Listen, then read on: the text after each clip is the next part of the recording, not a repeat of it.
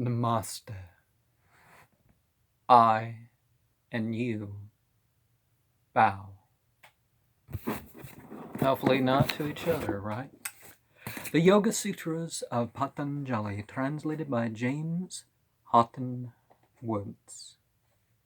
Now, these perverse considerations have endless consequences in pain and in lack of thinking. One should cultivate their opposites. In other words, there is a cultivation of those things, the endless consequences of which are pain and a lack of thinking.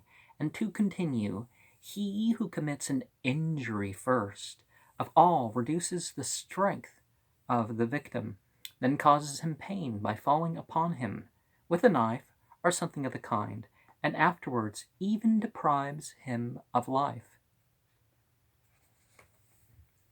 Or in the case of that method of where you kill the deer, you kind of hide yourself in a bush covered in, whatever has the deer scent, and or pile of leaves, and instead of falling upon your prey, you jump up at your prey with a knife. It's an interesting method of slaughter, but anyways, when one has taken away the victim's strength, his own animate or inanimate aids begin to have their strength dwindle away. As a result of causing pain, he himself experiences pain in hells, and in the bodies of animals, and the departed spirits, and in other forms, as a result of uprooting the victim from life. He himself continues from moment to moment at the very point of departure from life, and even while wishing for death, he pants laboriously, since the fruition of pain is to be felt in a fruition which has a limit in time. Moreover, even if the effects of injury could be somehow done away by merit, even then, if he attained happiness, it would be on condition that his length of life would be short. In the same way, so far as possible, the classification is to be applied to lying and to the other violations of the abstentions, thus pondering on the same painful consequence of perverse considerations, which is inevitable, anogata, and undesired. The yogin should not devote his central organ to perverse considerations. As a consideration of the cultivation of the opposites, the perverse considerations become things that may be escaped. With the intent to describe what the cultivation of the opposites is, he states the different natures and kinds and causes of properties and results of the contrary considerations, as well as the objects for the mediation on the opposites of the sutra, which begins with the words 34. Perverse considerations and ends with the words cultivation of their opposites. He explains the sutra with the words of these injury, because the varieties of those who breathe the breath of life are innumerable. Specifications and options and aggregations are possible with regard to injuries and other crimes. In this situation, because there is a preponderance of tamas, as a result of wrong living, a lack of thinking also arises, characterized by the 4 kinds of misconception. Book 2, 5. So it is that these perverse considerations also result in a lack of thinking, as well as arise out of undifferentiated consciousness. For the cultivation of their opposites is precisely the thought of the endless consequences in pain and lack of thinking. By virtue of this, there is a revulsion from these. The same cultivation of the opposites he makes clear by the words of the victim. The victim is some tame animal. Strength is the energy which is the cause of the functional activity of the body. This he first reduces by tying him to a sacrificial post. For in this way the animal loses his spirit. The rest is very clear. Now, one of the aspects of Luciferianism is personified in the strength card. And the strength card is also given the name lust, but it's self-mastery. It's that whether you're holding it open or closed, this is greater than the strength, greater than mere physical strength, is the mastery, the self-mastery. When the perverse considerations become for this yogin unsuitable for generation, then the power caused by this fact becomes indicative of the yogin's perfection. For example, 35. As soon as he is grounded in abstinence from injury, its presence begets a suspension of enmity. This occurs on the part of all living creatures. The absentations and observances have been described, and the escape from the exceptions to these, the perverse considerations, as a result of the cultivation of the opposites, has been described. Now he makes clear the signs indicative of thorough knowledge of perfection in these various absentations and observances, which result from practices in these latter. By a thorough knowledge of which signs the yogin accomplishes what is to be done in each particular case, and acts with reference to what is yet to be done, as he says, when, for this yogin. 35. As soon as he is grounded in abstinence from injury, his presence begets a suspension of enmity, even enemies, whose hostility is everlasting, like horse and buffalo, mouse and cat, snake and mongoose. Horse and buffalo is one that I don't think most people know about, but snake and mongoose, a lot of people. Mouse and cat, pretty much everyone.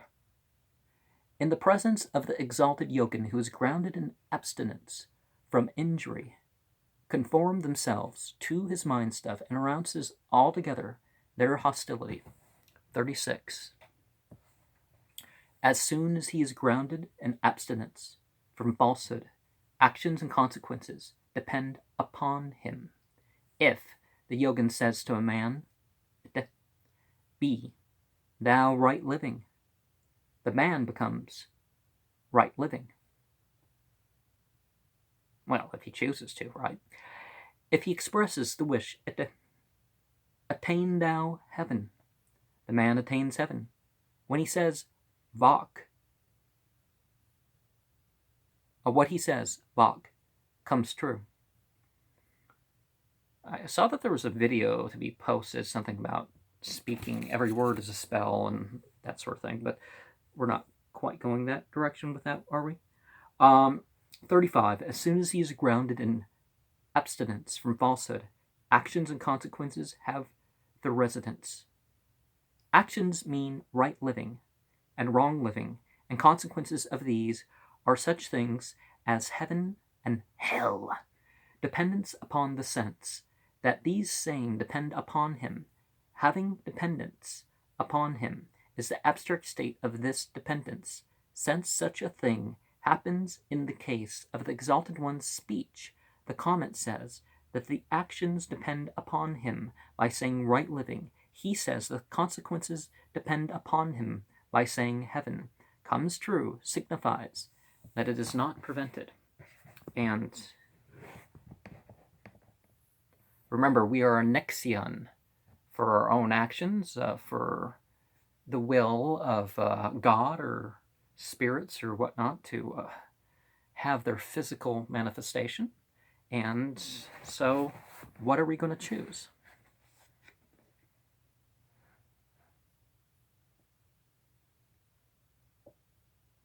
So 36 and okay, we are on to 37. As soon as he is grounded in abstinence from theft, all jewels approach him. From all directions, jewels approach to be his. 37. As soon as he is grounded in abstinence from theft, all jewels approach him. Easily understood. Okay, and I've, never had that problem, I don't think. Unless I took something when I was a kid, and by kid I mean pre-adolescent, and maybe even 8 years old, one of the things I've had opportunity, literally piles of money and stuff like that. Now, would I have gotten away with it? Or, you know, that remains to be seen, but I certainly would have had opportunity to steal. Sneak some money from a wad of money, somebody going to the bank and leaving me in their car. Or, actually, that happened a series of times, actually. Or some other opportunities. It's just, even when I was in lack, people always, it's like I'm not getting money for days, and somebody just shows, and I'm like almost out of food, and I'm about to ask for help like the next day. I want to wait till my money or my means run out to provide my needs, and someone just, here's a bag of oranges, or here's this, at least what I need. So I've never, I've never felt the need to steal.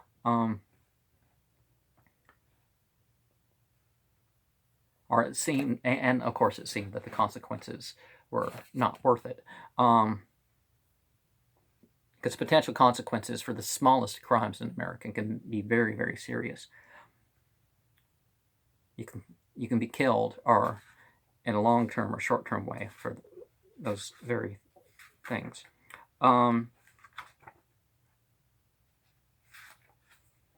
I'm not too far off. 38. As soon as he is grounded in abstinence from incontinence, he acquires energy, by the acquisition of which the yogin increases his unhindered qualities.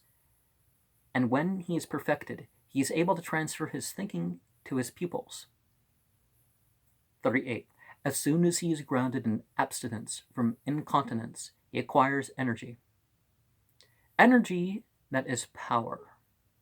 By the acquisition which he increases, or accumulates qualities such as minuteness, which are unhindered, that is, which have not been hindered, and when perfected, he is endowed with the 8 perfections, of which the first is called Tara, by which other names, such as reasoning, Uha, he is able to transfer the thinking which relates to the aids to yoga to his pupils or disciples.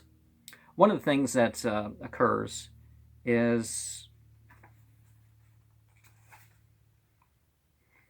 we have it's like ask any disabled person. They've a lot of them have figured out how to accomplish the most they can possibly accomplish with either how they're being helped out or their own physical their own physical abilities and such. But when people try to say it must be done our way, less gets done, either in the long term or in the short term, because it's like they can do something, rest, do a certain amount of this, certain amount of that, and they end up getting more done. So trust people with disability, obviously. 39. As soon as he is established in an abstinence from acceptance of gifts, a thorough illumination upon the conditions of birth. Because his, who was I, how is I, or what can this birth be, or how can this birth be, or what shall we become, or how shall we become? Such a desire to know his own condition in former and latter and intermediate times becomes of itself fulfilled for him. These, when he is established in the absentations, are the perfections. 39. As soon as he is established in abstinence from acceptance of gifts, a thorough illumination upon the condition of birth. The conditions of birth. Birth is coming into relation with the body, and with sense organs, and the rest, which are particularized as belonging to some class of beings. There is a thorough illumination, a direct perception of the conditions of birth, or what kinds of birth, that is to say, a thorough knowledge of acquiescence, or uprisen, or indeterminable birth, together with its form of experience. He desires to know the past in the words, who was I? He desires to know the different details as to origin and persistence of the same birth in the words, how was I? He desires to know what the present birth itself is in the words, are what? Is the body made directly of elements, or is it nothing but an aggregation of elements, or is it other than these? Here also the words are how might be supplied. Elsewhere, this is the actual reading. He desires to know the future in the words, or what shall we become? Here again, the words are how are to be supplied. Such, for him, the former time is past time. The latter is future. The intermediate is the present. The existence of the self in these is a relation with a body and the rest. There is a desire to know this, and from desire comes knowledge according to the maxim, he who desires anything does that same thing. We will speak with regard to observances. 40. As a result of cleanliness, there is disgust at one's own body and no intercourse with others. That's probably the wrong approach. You might want to decide who to have intercourse with, but as soon as there is disgust with his own body, he has begun cleanliness. Seeing the offensiveness of the body, he is no longer attached to the body and becomes an ascetic, yate. Moreover, there is no intercourse with others. Perceiving the true nature of the body, desirous of escaping even his own body, even after he has washed it with the earth and water and other substances. Not seeing any purity in the body, how can he have intercourse with the bodies of others, absolutely unhallowed as they are? Certainly some people will look at other people and say, oh, they're cleaner than me. But certainly if you make it into a dirty consciousness, of course, there's going to be a lot more risk involved in some of those things. As a result of cleanliness, there is disgust at one's own body, and intercourse, and no intercourse with others. By this, it is told, was indicative of perfection and outer cleanliness. Well, certainly we release impurities, and maybe there's internal purities that we need to deal with by intermediate fasting and other techniques. But furthermore, as other results, purity of sattva and gentleness and singleness of intent and subjugation of the senses and fitness for the sight of the self, the word arise completes the sentence. As a result of cleanliness, there is purity of sattva. Therefrom, it acquires gentleness. From this, it acquires singleness of intent. And therefrom, it acquires subjugation of the senses. And from this fitness for the sight of the self is acquired by the sattva of the thinking substance. So, too, this last there is access as a result of his being established in cleanliness. He tells what is indicative of inner perfection by saying furthermore, 41, purity of sattva and gentleness and singleness of intent and subjugation of the senses and fitness for the sight of the self. When the defilements of the mind stuff are washed away, the mind stuff comes forth to sight undefiled, and as a result of freedom from defilement, there is gentleness or transparency of sattva. In the transparent sattva, there is singleness of intent. Therefrom, by the subdual of the central organs, there results the subdual of the sense organs, which are dependent on the central organs. After that, the sattva of the thinking substance becomes fit for the sight of the self. And obviously, we're looking at as a self. Okay, there's more videos to do this.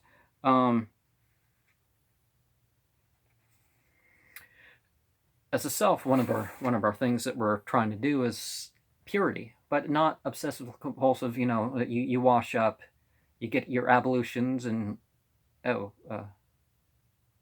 now that your organs have gone out of use, you're like, well, it moved. Did I go to the bathroom a little? No, you just wash up and get your things taken care of. You take your bath, but you don't like, well, some dirt got on me. be able to, the purpose is to purify yourself and feel purified and content with that you've gone through some process like that. 42. As a result of contentment, there is an acquisition of superlative pleasure. And in this sense, it has been said what constitutes the pleasure of love in this world and what the supreme pleasure of heaven are both not to be compared with the 16th part of pleasure of dwindled craving. Krishna.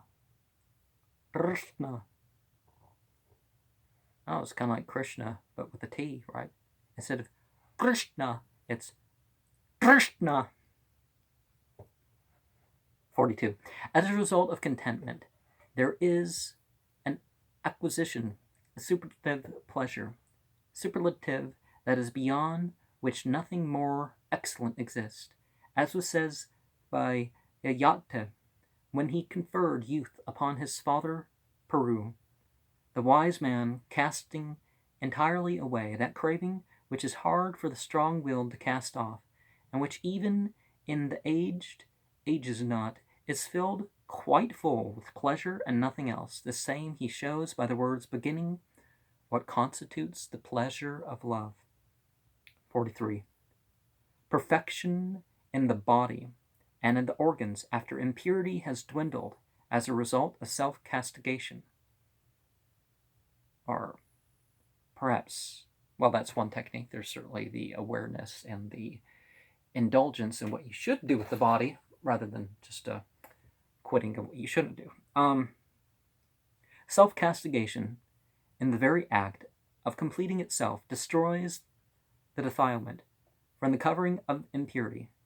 As a result of the removal of the defilement of the covering of this impurity, there is a perfection of the body, such as atomization, Book 3, 45.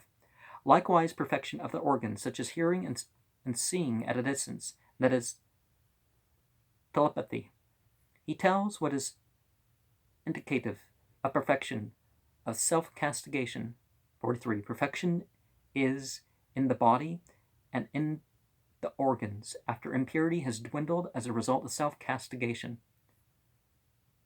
Whether covering has the characteristics of impurity, has the qualities and so on, which are the effects of the tamas, such as atomization, would-be greatness or lightness, or getting to any place. Easy. 44. As a result of study, there is communion with the chosen deity. Gods and sages and perfected men come within the range of vision. Well, we can certainly mention things without, actually taking them to be gods, right? Of the yogin, who has the disposition to study, and are helpful to his work. He tells what is indicative of perfection in study. 44. As a result of study, there is communion with the chosen deity. Easy. 45. Perfection of concentration as a result of devotion to the Ishvara.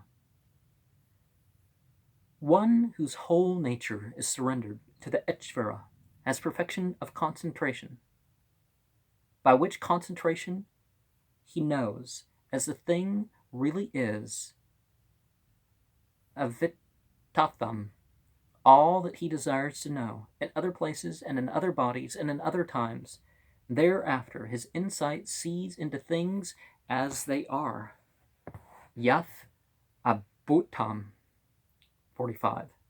Perfection of concentration, of devotion to the Ishvara. And it should not be urged that if, only as a result of devotion to the Ishvara, concentration, conscious of objects, has its perfection, there is no need of the sevenfold other aids, because these seven by subsidiary activity, both seen and unseen, are of service to the perfection of devotion to the Ishvara, and at the same time to perfection of the concentration, consciousness of objects. And just as by a separation of correlations, kurds fulfill the purpose of the sacrifice, and also fulfill the purposes of men, humanity. Thus, if this is so, one should not say that fixed attention and contemplation and concentration are not the immediate aids to yoga, because it is clear that these three asya are immediate aids insofar as the perfection of the concentration of consciousness of an object. These three have the same object as concentration conscious of an object, whereas the other aids which have the Ishvara as object have an object which is not this, for the devotion to the Ishvara also has the Ishvara as its object, and not as its object which is to be consciously known. Accordingly, this is a mediate aid. And thus, all is cleared up, and the words sees into are intended to show the etymology of the word insight. The abstentions and observances, together with their perfections, have been described. We've been following to say the postures and other aids to yoga. To say of the postures and other aids to yoga. In this sutra it is said, so, one factor of Luciferianism is you keep going, you keep progressing, you keep doing your thing. Like Buddhism and the Messianic movements before Christianity, kind of, we had the process, you keep on acting, you keep on doing. 46. Stable and easy posture. For example, the lotus posture and the hero posture and the descent posture and the mystic diagram and the staff posture and the posture with the rest and the bedstead, the seated curlew and the seated elephant and the seated camel, the even arrangement, the stable and easy, also called is as easiest, and others of the same kind. He introduces the next sutra with the words, the absentations and observances have been described. We have the following to say of the postures and the other aids to yoga. In this sutra it is said, 46, stable and easy posture. Stable means motionless. And that posture which is easy, which brings ease, is the one intended by the sutra. The word asana means either that whereon a man sits, that is a seat, or a manner in which he sits, that is a posture. The lotus posture is well known. A man settled down, Sitasya, rest one foot on the ground, the others placed over the partially contracted knee. This is the hero posture. And you see it on the tarot card, the Emperor. Bringing the soles of his feet near to each other, close to the scrotum, he should make the hollow of his hands and place them over it in the shape of a tortoise.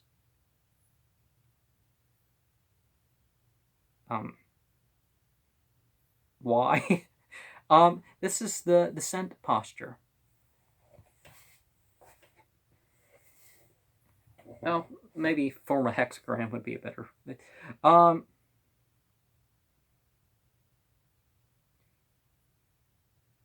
Inserting the contracted left foot at the space between the right shin and the thigh, and inserting the contracted right foot at the space between the left shin and thigh.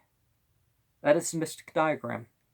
Sitting down with the great toes placed together, and with the ankles placed together, and stretching out upon the ground, shins and thighs and feet placed together, let him practice the staff posture, because there is a use of the yogic table, yoga pataka. This is the posture with the rest. Lying down with the arms stretched around the knees is the bedstead. The curlew and the other seats may be understood by actually seeing a curlew and other animals seated. The 2 feet are contracted and pressed against each other at the heels and at the tips of the feet. This is the even arrangement, and that arrangement in which one finds entire sadhyata, stability and ease. This is the posture that is stable and easy. This is the one from among these postures which is approved by the exalted author of the sutras. An elaboration of this is given in the words, as is easiest. A lot has been said about certain symbols, right?